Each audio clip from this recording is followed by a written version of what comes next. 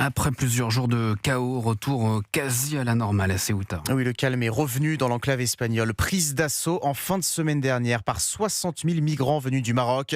La quasi-totalité des clandestins a depuis rebroussé chemin, mais le bilan est lourd. Au moins 72 personnes sont mortes en tentant de forcer la frontière, selon Madrid. Anaïs Cordoba, vous êtes la correspondante d'Europe 1 en Espagne, où une grande partie de la classe politique met en cause le laxisme du Premier ministre socialiste Pedro Sánchez en matière migratoire. Oui, Pedro Sánchez est sous le feu des critiques pour sa gestion de cette crise. Alberto Ferro, le chef des conservateurs, l'accuse d'avoir perdu le contrôle des frontières et de ne pas avoir mobilisé l'armée assez vite. Il dénonce aussi une politique migratoire trop permissive, notamment après la récente régularisation massive, et réclame le renvoi immédiat des migrants arrivant à la nage. Le gouvernement est également critiqué par ses alliés.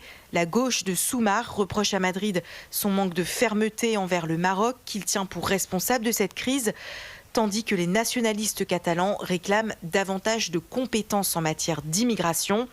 Pedro Sánchez, lui, assure que la situation a été maîtrisée en moins de 2 jours et appelle à une approche coordonnée entre l'Union européenne et le Maroc plutôt qu'à une réponse uniquement nationale.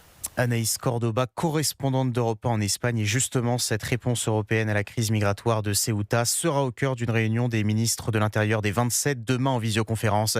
Il sera notamment question de l'exclusion de Madrid des accords de Schengen réclamés par l'Italie, le Danemark et la Finlande.